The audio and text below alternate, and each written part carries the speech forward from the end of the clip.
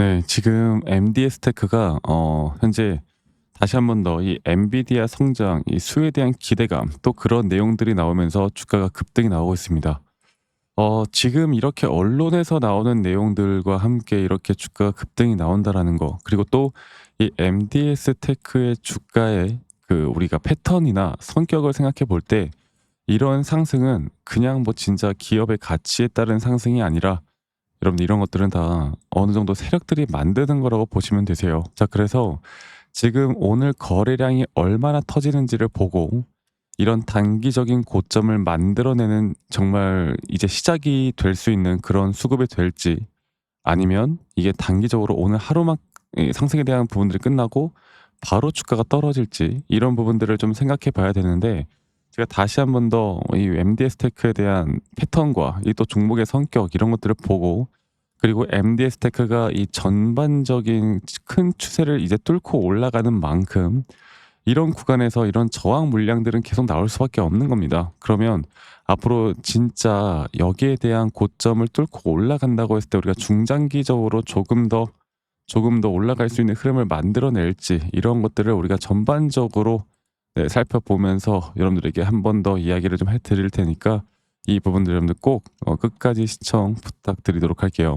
자, 그러면 이제 MDS 테크 같은 경우는 이제 우리가 뭐 최근 이렇게 상승이 나올 때 이제 기술적으로 좀 바라봐야 합니다. 제가 다시 한번 더 기술적으로 MDS 테크에 대한 전반적인 단기적으로 과연 고점이 형성될 확률이 가장 높은 자리가 어디일지, 또 그 시그널이 어떻게 발생이 될지에 대해서 말씀 좀 드릴 텐데, 일단 최근 이 MDS 테크에 대한 상승은 분명 외인들이 이끌어 왔어요. 그러니까 이 외인들이 이 저점 바닥, 특히나 이 주가가 하락을 할 때 이 하락에 대한 부분에서 왜 매집을 했을까를 생각해 봐야 되고, 가장 중요한 건 8월 29일에 여기 전저점이 깨지는 이런 하락이 나왔을 때 여기에서의 완벽한 매수에 대한 시그널이 떴다라는 거, 이 정도는 우리가 좀 판단할 줄 알고 가셔야 됩니다.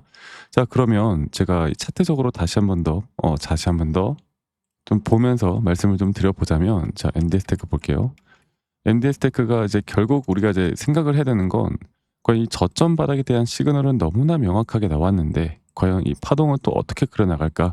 자, 최근 이 저점 바닥이 깨졌을 때 보시는 바와 같이 이 RSI 저점은 오히려 올라가는, 주가는 가격이 하락했지만 오히려 과매도 구간에 대한 저점은 올라가는, 이 완벽한 매수에 대한 시그널이 떴다. 이 정도는 우리가 알고 있어야 되고, 이 구간 이후에 과연 상승에 대한 파동이 이제 임펄스로 올라갈 겁니다. 그리고 이 임펄스 파동에 따른 우리가 이제 고점에 대한 시그널, 이런 것들을 잘 파악을 해야 되는 건데, 이런 것들도 이 단기적인 파동과 또 단기적인 파동 하나 안에서 조정 뒤에 나오는 상승에 대한 임펄스 5파동, 이런 것들을 좀 계산할 줄 알아야 돼요.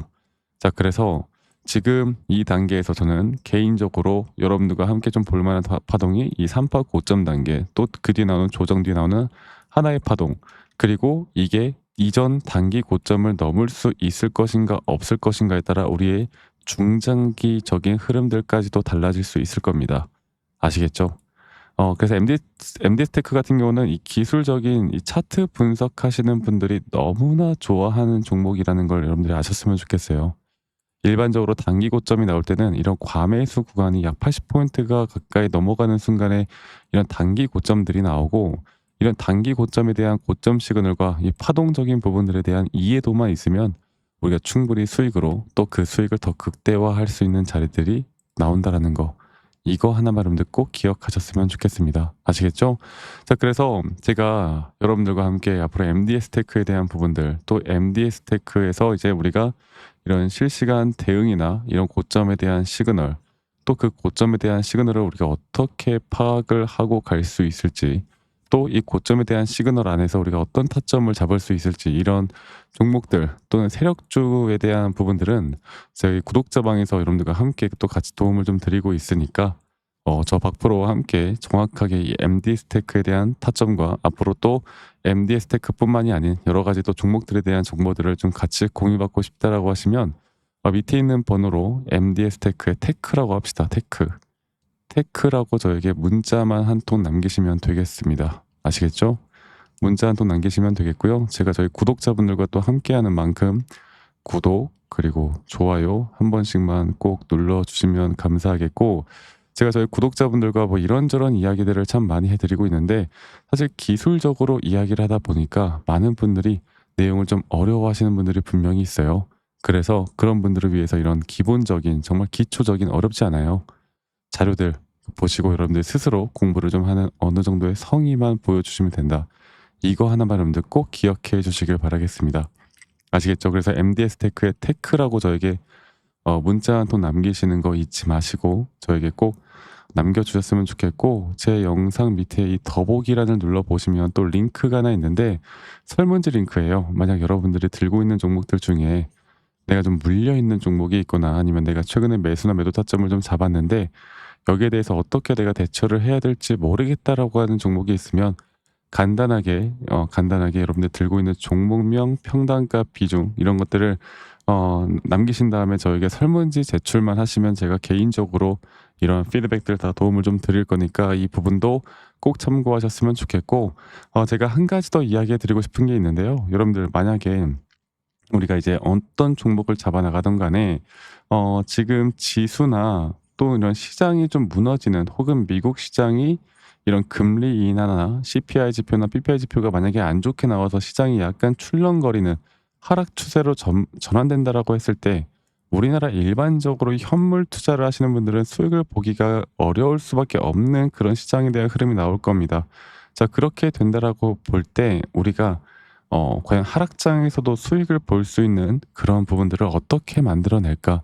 이러한 것들에 대해서 제가 다시 한 번 더 여러분들에게 좀 말씀을 좀 드릴 거니까, 하락장에서 돈을 버는 방법 이렇게 좀 아시면 될 것 같아요. 그리고 안전하게 우리가 또 장치를 좀 만들어낼 수 있는 방법들에 대해서 좀 더 설명해 드릴 테니까 여러분들 영상 끝까지 꼭 시청하시고 이러한 도움들까지도 꼭 끝까지 좀 받으셨으면 좋겠습니다. 아시겠죠, 여러분들?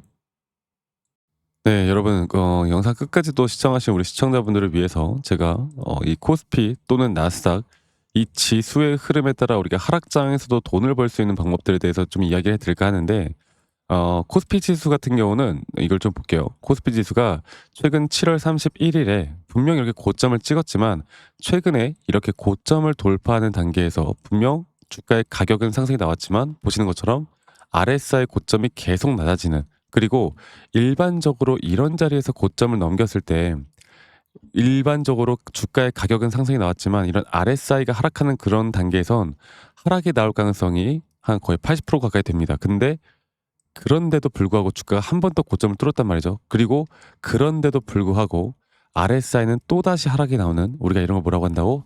더블 다이버전스가 나왔다. 자, 코스피 지수는 2017년도 그 코로나 직전에 바로 이 자리에서도 이런 더블 다이버전스에 대한 확실한 매도에 대한 시그널이 나왔습니다. 그리고 나서 지수가 어떻게 된다? 거의 2896포인트에서 2000포인트 가까이 떨어지는 정말 큰 폭의 하락이 나왔죠. 네.